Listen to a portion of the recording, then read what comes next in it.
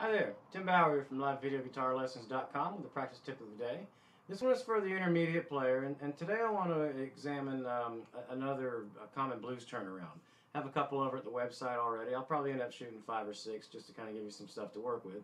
The website's www.livevideoguitarlessons.com, and this lesson is working under the assumption that you're familiar with the 12-bar blues. If not, again, website. And look up some of the videos on 12-bar blues. So this one is a common one. You've heard it a lot. I'm going to work in the key of G, and I'm coming out of the 12-bar blues pattern toward the end of it. It comes out doing this. And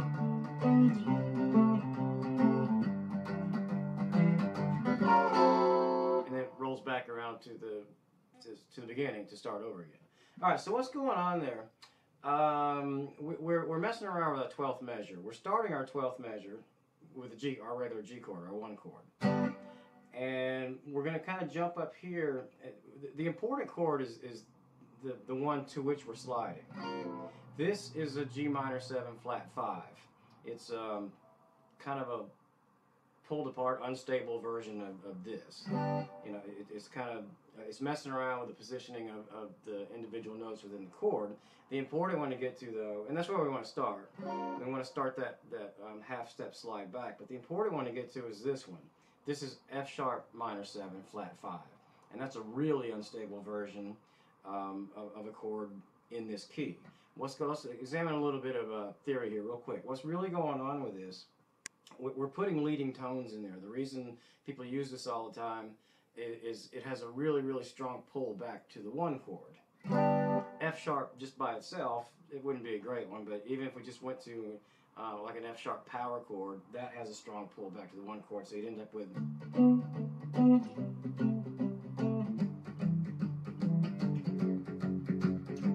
You could get away with that, but there's not a whole lot going on there. So, let's examine what's going on with this F sharp minor 7 flat 5. The F sharp has something called a leading tone in it, and what leading tone means is it's a half step away from a note within the 1 chord. This one's a half step away from G, so when you're playing in the key of G, the listener wants to hear, or that has a psychological pull from that F sharp note back up to G, which is the 1 chord. So you get kind of this. Let's see if you can hear this. So I'm just going to play full chords. As soon as I catch that F sharp, and then it wants to resolve up to the other one. Okay, what else is going on in that chord? There is another leading tone from the F sharp. This C note in the F sharp minor 7 flat 5 chord, which, by the way, I should show you how to make it. It's this one here, and it looks like I'm doing a bar back here, but I'm not. The bar is across strings 1, 2, and 3 with this knuckle of my 3rd finger, and this is my F sharp note over here. And I'm just kind of laying my 1st finger across there because it doesn't matter what I'm doing back there, but I need that F sharp note. Okay, back to the leading tone. This C note has a leading tone, or is a leading tone back to the B note within the G chord.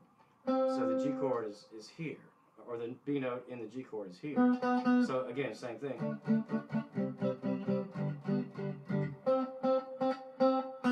Right?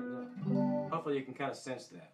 And when I put both of those together, I'm going to do it again. I'm going to play both of them. So I'm going to have this flat 5 here, which is very unstable just in itself as an interval, and then resolve to the notes with the G chord. You get a nice clean resolution, and the listener has a payoff there. Okay, on the other end of that, it has a less of a resolution kind of thing going on. The E note within the F sharp minor 7 flat 5 wants to resolve back to this D note in the G chord, and the same thing's going on the 1st string. This A note wants to resolve back to the G note in our G chord. So again, I'm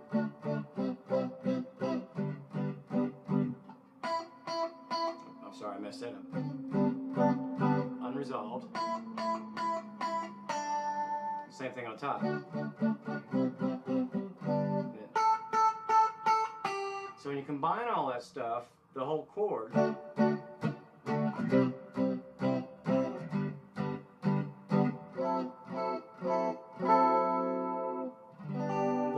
chord wants to go back to G. So anyway, I just want to kind of point out the theory so you know what's going on with that. All right, so the way you use it, like I said, like we started, is we pop our G chord to establish, we're hitting the 12th measure, pop our G chord to establish it. We're going to jump up to the G minor 7 flat 5. Like I said, kind of an unstable version of the G. And we're gonna slide back to the F sharp minor 7 flat 5 and just slide it back. And then instead of going back up to here to an unstable version of our G chord, we're going to go to our major version. So you get and since we're doing blues, we want to do our boogie patterns with our power chords.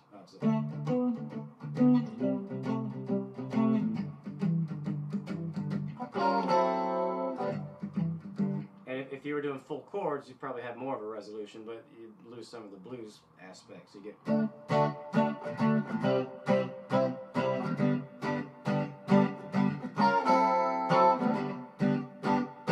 So anyway, I just want to get you thinking about some different things, different kinds of turnarounds to do. So, and that one's very, very common.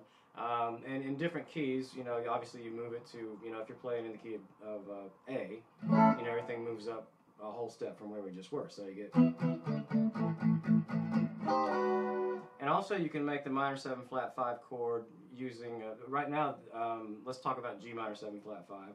So that's here. That's my root note. That's my G. You can also do it you can look it up in a book or something, but you can also do the same thing. This is the closest one to what we're doing, but I can also do it shaped like this from this G note. You get the exact same thing, a little deeper tone because we're using bigger strings. This is more of a, you know, kind of a, depends on what you're doing and where you are on the neck, but same thing.